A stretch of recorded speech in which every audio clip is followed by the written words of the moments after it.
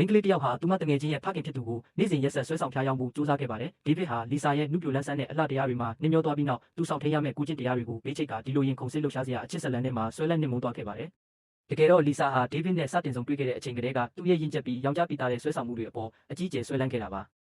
သူမဟာအပြင်ထွက်လဲပတ်တဲ့အခါမျိုးတွေမှာဒေးဗစ်အနာကိုတမင်တကာကတ်တာသူမရဲ့အလှပတွေကိုထုတ်ဖော်ပြသတာမျိုးတွေလုပ်လို့ရှိပါတယ်။ဒါအပြင်ဒေးဗစ်ကိုတခြားမျိုးသမီးတစ်ယောက်နဲ့တွေ့တဲ့အခါမှာလည်းမနာလိုစိတ်ကြောင့်သူမရဲ့ရည်စားဖြစ်သူကိုတောင်ဆွတ်လွတ်ခဲ့ပြီးသူမကိုခေါ်ထုတ်သွားဖို့ဒေးဗစ်ကိုအတင်းအကျပ်တောင်းဆိုခဲ့ပါတယ်။ဒေးဗစ်ကတွန့်ဆုတ်နေခဲ့ပေမဲ့လီဆာရဲ့အပူကတ်မှုကြောင့်ပင်လယ်ကမ်းခြေကိုအတူလိုက်သွားခဲ့ပါတယ်။ထိုနေရာမှာလီဆာရဲ့လှပလုံးနဲ့ကပြဖြောပြမှုတွေရှိမှဒေးဗစ်တယောက်စိတ်အာရုံကိုမထိန်ချုပ်နိုင်တော့ပဲသူမနဲ့အတူအပျော်ကျူးရင်းမင်းမရနိုင်တဲ့ညတညကိုဖျက်ဆီးခဲ့ကြပါတယ်။သို့တော်လည်းမကြခင်မှာပဲဒေးဗစ်ဟာသူမသွားပြီဆိုတာကိုသိရှိသွားပြီးဒီမဲ့ယောဂန်နဲ့ပတ်သက်မှုကိုအဆုံးသတ်ဖို့ကြိုးစားပါတော့တယ်။ဒါပေမဲ့လီဆာကတော့လက်မလျှော့ခဲ့ပါဘူး။သူမဟာလူရှိသူရှိမှဒေးဗစ်ရဲ့ဘောင်းဘီတူကိုဝစ်စင်တာမျိုးပြင်သူ့အခန်းထဲကိုပါခိုးဝင်တာမျိုးတွေလုပ်လာပါတယ်။ဒေးဗစ်ကသူမကိုလွတ်ပေးဖို့အကြိမ်ကြိမ်တောင်းပန်ခဲ့ပေမဲ့သူ့ကိုအယူအမှုချစ်မိနေတဲ့လီဆာကတော့အတိတ်ပဲမရှိတဲ့တောင်းဆိုမှုတွေလုပ်လာတဲ့အပြင်သူတို့နှစ်ဦးရဲ့ဆက်ဆံရေးကိုလူသိရှင်ကြားချပြဖို့အထိရည်ရွယ်လာပါတယ်။မျောလင့်ပဲဒေးဗစ်ရဲ့သမီးဖြစ်သူအန်နာကဒီအခြေအနေကိုရိပ်မိသွားပါတယ်။အန်နာဟာဖခင်ဖြစ်သူကိုဆွဲဆောင်ဖျားယောင်းတဲ့လီဆာကိုမုန်းတီးမိပေမဲ့သူတို့ရဲ့လှုပ်ဝက်ချက်ကိုတော့ဘယ်သူမှထုတ်မပြောခဲ့ပါဘူး။ထိုအချိန်ကစပြီးလီဆာရဲ့အပြုအမူတွေဟာပုံမူဆိုးရွားလာခဲ့ပါတယ်။ဒေးဗစ်မျက်နှာတစ်နေချိန်မှာတောင်သူမရဲ့အချစ်တွေကိုအတိအလင်းဖော်ပြလာသလိုထိတွေ့ကင်တွယ်မှုတွေကိုလည်းမရမကဆက်လက်ပြုလုပ်နေခဲ့ပါတော့တယ်။